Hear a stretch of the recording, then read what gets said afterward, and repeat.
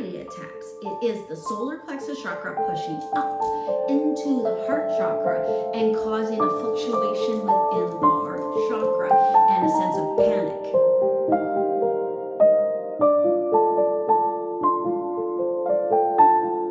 Hello everyone, welcome to our latest video. Today we are going to discuss the solar plexus chakra.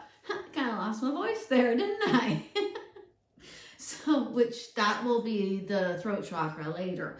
The solar plexus chakra is identified somewhat by the color yellow.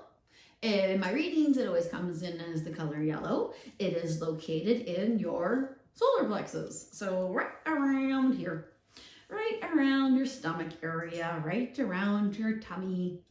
And that's what we're going to discuss today. We are going to discuss the indicators of the solar plexus chakra and how the solar plexus chakra is one of the chakras that I can actually point to for people to show how the chakras actually speak to us with the physical, what's the word I'm looking for, indicators that they give us.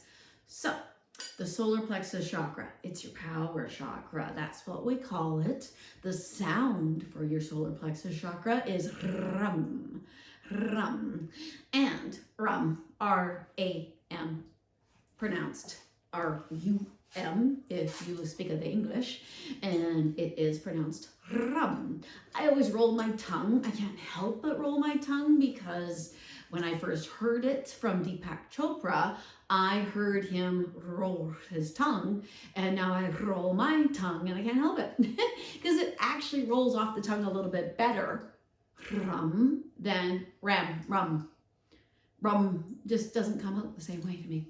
Anywho, so your solar plexus chakra, your power chakra, what does that mean? What does power mean? And if you have a chakra that actually displays or indicates your power, what might that mean to you and what might you want to do with it? So here we go. Your solar plexus chakra and the powers that come with it are very rooted, I would say, in your clairsentience. That the integral brain is housed within the solar plexus chakra, and when we get an indicator, a psychic indicator that we don't entirely understand cognitively, or we haven't completely opened ourselves up within our third eye, the integral brain that is housed within the solar plexus chakra, which is your fight or flight brain, will actually engage as your psychic brain when you are not ready for it. And then you will feel it in your gut. You will have a gut feeling. You will have something that you just can't quite, butterflies in your stomach, a nervousness, nervous gut. We talk about our stomach and our guts and our tummies all the time in regards to our power. We actually do without even realizing that we're actually talking about a power zone in our body. We're already giving it that much power because when our guts are talking to us, we actually tend to listen. We tend to go on gut instinct. It's actually something we talk about all the time, but very, very seldom do we actually marry it with the idea that this is actually an energy zone within your body that deserves and needs a little bit of attention based on your psychic needs. Okie dokie. Now, based on that, first we're going to talk about that psychic energy and clairsentience. Clairsentience is the very, very rudimentarily and very, very elementary school kind of definition would be that your clairsentience is your ability to psychically feel.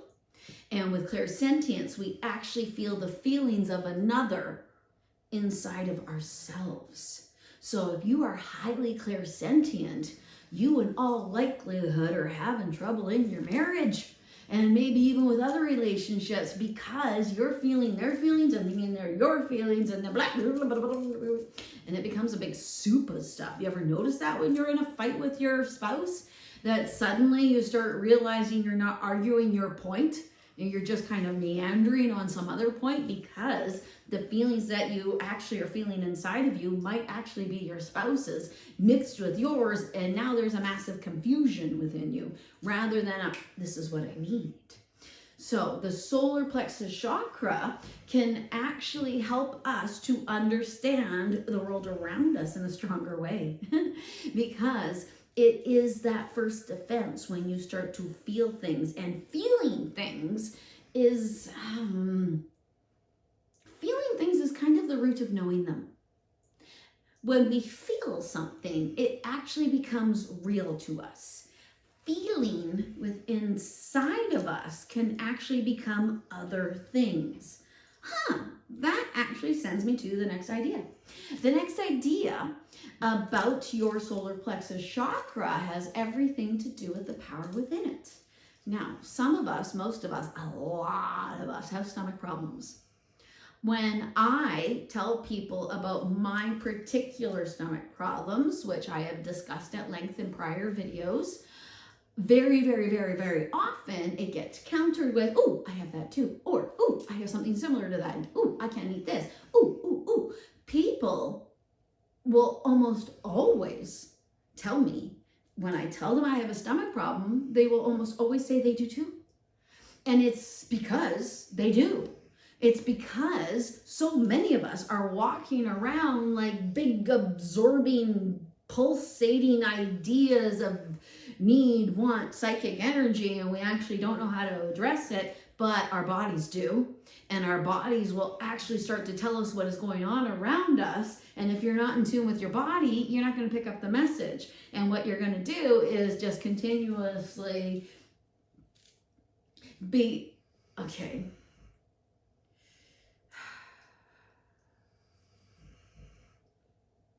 To know your solar plexus chakra, there are several things that you can do.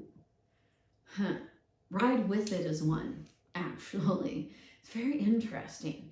So the way they want me to look at it now, and this is going within the physical difficulties that I have with the solar plexus chakra, and just quick, I, about 5 years ago, found a massive cyst in my uterus, which is actually part of my solar plexus chakra and sacral chakra. It's actually part of my sacral chakra. It is part of my sacral chakra, but it's right pushing up into my solar plexus chakra. When I found that massive cyst and had it removed, we found actually that it wasn't the thing that was causing the fact that I could not eat anymore. So my inability to eat, I actually, oh my gosh, did I ever move into a place of victim? Such a place of victim. Oh, I felt so bad for myself because I couldn't take in the sustenance and the things that I thought I should be able to take in. I was actually being shown by my solar plexus chakra, my power chakra, the power I had. But I was going against the power that I thought that I had because I had a perceived power in my head. Does that make any sense? So to make it more understandable,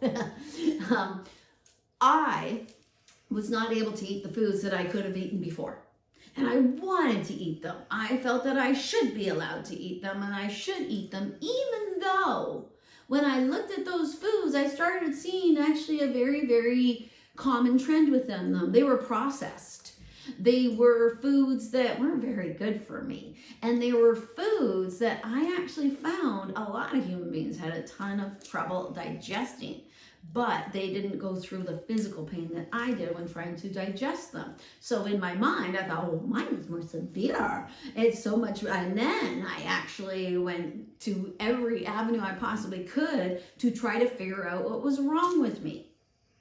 There was nothing actually wrong. It was just different than it was before. I can eat. I can just eat things that are more congruent with my body. I can eat fruits and vegetables, and I can actually eat fat. I don't eat meat. I don't know what I'm missing there. So I have no idea if actually I could eat meat as well. But what I have found is that my body was telling me You don't need to put this stuff in you anymore. It's actually making you more sluggish. It's actually giving you what you do not want. Because when I ate that food, I worried constantly about my weight, constantly, because I was bloated, because my body wasn't actually processing the food. And when I would eat the food as well, I'd feel yucky about eating the food. Now I've pivoted and I actually work with the body, and my body is working with me. So within that idea, within the illness that I had going on in my body, and it is still there, but now I don't see it as an illness. Now I see it as guidance. Now I see it as my body was trying to tell me to pivot and to go a different way. And every time I resisted it, I actually met with massive amounts of resistance. And I started to think that resistance was the thing that I was needing to be. I actually thought the resistance was my power. But the power itself was already in my solar plexus chakra. My chakra itself was trying to tell me that I am much more powerful when I'm eating things that are congruent with being a healthy human being. And it was a long way to go, but I believe it 110% to be true. And what I have learned from it, from actually pivoting into my supposed illness or my difference in my belly, that everything else is flowing a little bit better as well, that things start to move. And that moves me into the next idea. The next idea is anxiety. So what is shown to me all the time is when folks have anxiety attacks, it is the solar plexus chakra pushing up into the heart chakra and causing a fluctuation within the heart chakra and a sense of panic. When your solar plexus chakra engages and you are unaware of the fact that it can do so, it can actually cause a lot of confusion inside of you. Like the idea of, it doesn't sit well in my tummy. Like I feel something different in my stomach. So what I'm thinking about must be incorrect for me. That the signal of feeling something in your stomach actually can make people go to a place of fear and a place of lack and a place of nervous behavior. And because of that, because your solar plexus chakra is trying to tell you, no, it's not that you're not powerful, it's not that you're nervous, and it's not that you're having anxiety, it's that there is a situation in front of you that you actually have some power over, that you actually have some control with. But you're not aware of the control and power that you actually possess because you haven't sat in your solar plexus chakra yet. So that energy goes into your heart chakra, which is already vibrating because it's trying to actually figure out what you're trying to figure out, because all the chakras are working at once. And this is your love, healing, and I want to call it your strength chakra, because love and healing are so incredibly strong. So we can let's just call it that, your love and healing chakra. When your power chakra pushes up into your love and healing chakra, it actually starts to try to love and heal you or balance that idea. And therefore you panic, you have anxiety because things are happening that, holy cow, I can't make sense of this because I'm stuck in this. I'm stuck in here. So if you get stuck in here, actually look in here. That'll be the next one we go to.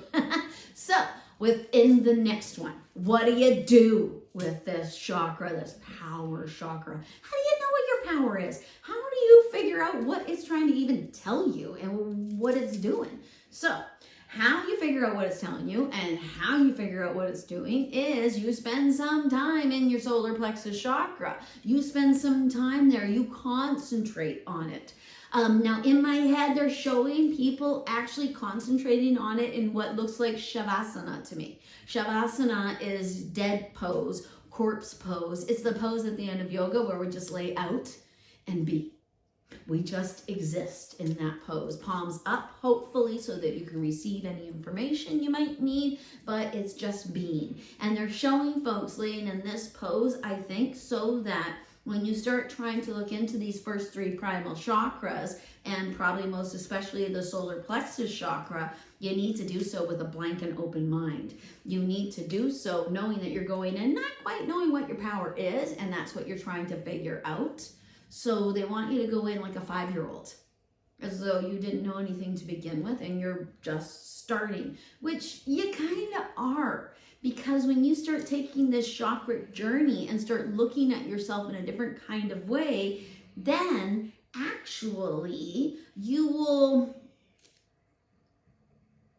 have a stronger and more deeper understanding of why things happen to you, why your body is talking this way. That's the actual honest truth. You will also have a stronger and deeper understanding of your psychic abilities, because it starts right there. If this isn't open, this will respond, because something has to respond, and you're not alone.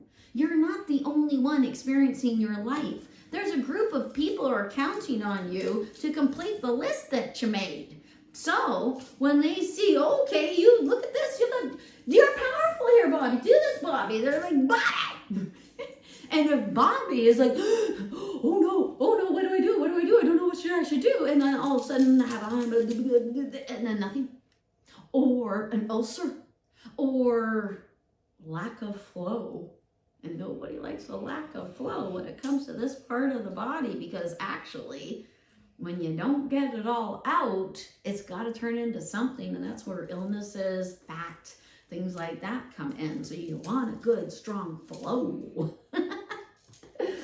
Okie dokie. So a meditation for your solar plexus chakra.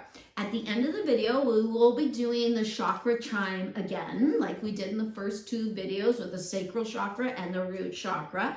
And within that, you will get the sound of the chakra. And yes, I do promise that there will be an all 7 chakras chime thing, so that you guys can actually just look at that, not listen to me talk to you. But okay, so with this meditation, it is like a twist on a candle watching meditation. And if you've ever been to a reading with me, I recommend that one a lot, because with a candle watching meditation, it's just you and the candle. It is no other outside stimuli. It is just the one pointedness, pure meditation. And with this candle watching meditation, what we're actually trying to do is create the fire in our belly. That fire in your belly is the power of your solar plexus chakra. It is fire in there. Your belly, in Ayurvedic nutrition, in yogic ideas, this is a fire, because it's your digestive system. It's like the incinerator. You put all the stuff in it, it incinerates it, it makes it into energy, and then the waste is the ash that's left over at the end of it all. And you want to get the ash out. So, to ignite this fire in your belly, you might want to, you can do this with candles, or you can do it with a fire. You just stare at it. Stare at it with your eyes kind of half-masked, just relaxing. And don't even get married to the idea, where are my eyes? What's half-masked? What does that have to mean? Just be comfortably staring at the candle. Just kind of like you stare at your phone sometimes, how you just kind of let your mind go away and you just scroll, scroll, scroll. Do this with a candle. Don't scroll. Sorry, judgment, but golly sakes, doesn't it make your brain swim when you scroll? Ooh. Anyway, put down your phone. Actually, you put down your phone, you lost me. So we stare at the candle and we relax. And then close your eyes and try to envision the flame in your tummy. Try to allow your solar plexus chakra to ignite and let the fire burn in your stomach. And then look at the candle again. Enjoy the flame, know the flame, and allow the flame to become part of your stomach again. And do it over and over and over for as long as you want to, for as long as you're comfortable. Because if you put a time limit on your meditation, you're going to look at the clock. And if you put a time limit on the meditation, you're going to actually stop when the alarm goes off. But what if you're not ready to? There are times when I'm in a meditation where I just want to be in it. And it is actually one of the best feelings you can have. And our next video is on the heart chakra. It's the ability to love and to give love. What a groovy chakra.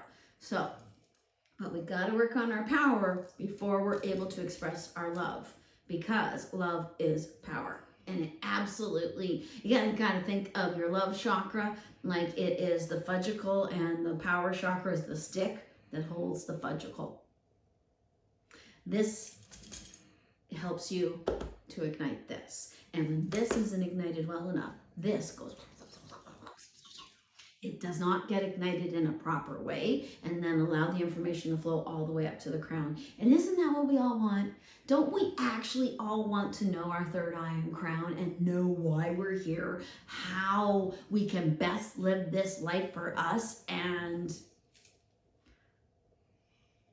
yeah, that's pretty much it. Okie dokie. Now, okay. Thank you for watching this video. I hope that you learned something about your solar plexus chakra. It's your power chakra. It's the fire within you. It might be the root to your anxiety. It's your first psychic center in your first psychic brain, and it's yellow like the sun. That's the fire. I hope that it ignited more questions within you. And I hope you comment below with those questions. Let me know. Let me know what made sense to you, what didn't make sense to you. Let me know the questions that you have about the solar plexus chakra. And let me know what you would like to know about your chakras, because I will research that for you. I will look into it for you, or I will just answer it for you. Thank you for watching this video. Subscribe, don't subscribe, subscribe. Subscribe below and like the video because it encourages me. If you would like to reach me, you can find me on Instagram, you can find me on Facebook, and you can find me on my website. My website is trinityyogaandspiritualservices.com. trinityyogaandspiritualservices.com. It was an absolute pleasure to be with you today. Next time we're doing a heart chakra. I love that one. Namaste.